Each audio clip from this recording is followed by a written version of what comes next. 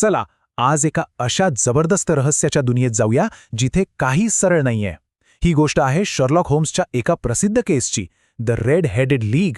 बघूया तरी या रहस्याचा उलगडा कसा होतो ते. जरा विचार करा, समजा कुणीतरी आपल्याला एका अगदी विचित्र कामासाठी खूप सारे पैसे देऊ केले तर. हाच प्रश्न या आपल्या आजच्या कथेचा मूळ आधार आहे. आणि ह्या कथेचं हिरो कोण आहे माहितीये? हे आहेत शर्लॉक होम्स, एक अत्यंत हुशार आणि प्रसिद्ध गुप्तहेर म्हणजे डिटेक्टिव्ह. होम्स यांना जगातला सर्वात फेमस डिटेक्टिव्ह म्हणून ओळखला जातं. का? कारण ते आपल्या तेज नजरेने आणि हुशारीने मोठ्यात मोठ्या आणि अवघडात अवघड केससुद्धा अगदी चुटकीसरशी सोडवतात. तर मग एक दिवस होम्सकडे एक गृहस्थ येतात ज्यांचं नाव आहे मिस्टर जेबेज विल्सन. आणि त्यांची गोष्ट इतकी विचित्र आहे की ऐकून डोकंच चक्रावून जाईल. चला ऐकूया त्यांच्यासोबत नेमकं काय घडलं. सगळी गडबड सुरू होते एका वर्तमानपत्रातल्या जाहिरातीमुळे. मिस्टर विल्सनना त्यांचे असिस्टंट विन्सेंट स्पॉल्डिंग ही जाहिरात दाखवतात. यात लिहिलं होतं की रेड हेडेड लीगमध्ये एक जागा रिकामी आहे आणि पगार आहे आठवड्याला चक्क 4 पाऊंड. 4 पाऊंड? अरे बापरे, त्या काळात तर ही खूप खूप मोठी रक्कम होती. म्हणजे एका साध्या कामासाठी इतका जबरदस्त पगार, यावर कोणाचा विश्वासच बसणार नाही. आणि काम तर इतकं विचित्र होतं की कोणी विचारही करू शकत नाही. काम होतं फक्त एन्सायक्लोपीडिया ब्रिटॉनिका, म्हणजे एक मोठं पुस्तक बघून तस्यांच्या तसं कॉपी करायचं. आता सांगा, एवढ्या सोप्या कामासाठी इतके पैसे कोण देईल? आहे की नाही विचित्र जॉब? यात नक्कीच काहीतरी गडबड असणार, हे तर नक्की. चला पुढे बघूया काय होतं ते. बेचारे मिस्टर विल्सन तब्बल 8 आठवडे प्रामाणिकपणे हे काम करतात. पण एके दिवशी सकाळी ते ऑफिसला पोचतात तर काय, दरवाजा बंद आणि त्यावर एक पाटी लावलेली, the Red Headed League is dissolved. म्हणजे ही लीग आता बंद झालीय. मिस्टर विल्सन तर पूर्णपणे गोंधळून जातात. इथेच तर खरी मजा सुरू होते. आता शर्लॉक होम्स मैदानात उतरतात. मिस्टर विल्सनची ही अजब कहाणी ऐकून ते या केसच्या तळाशी जायचं ठरवतात आणि पुरावे शोधायला सुरुवात करतात. आणि होम्सचं काम कसं असतं? एकदम पद्धतशीर. ते आधी मिस्टर विल्सनच्या दुकानाला भेट देतात, मग आजूबाजूचा परिसर नीट निरखून पाहतात आणि शेवटी त्या हुशार दिसणाऱ्या असिस्टंटशी बोलतात. आणि तिथेच होम्सना एक असा क्लू मिळतो जो सगळं रहस्य उलगडणार होता.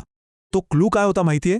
त्या असिस्टंटच्या ट्राउझर्सचे गुडघे, ते चुरगळलेले आणि मातीने भरलेले होते. आणि हे बघूनच होम्सच्या डोक्यात एक विजेसारखी कल्पना चमकते.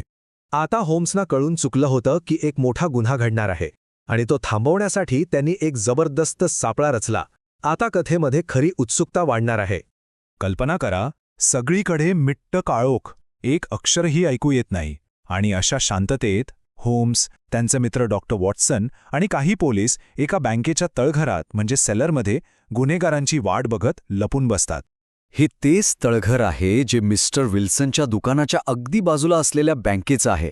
आणि या तळघरात काय होतं तर सोन्याने भरलेले मोठे मोठे बॉक्स. आता थोडा अंदाज येतोय ना की गुन्हेगारांचा डाव नेमका काय होता.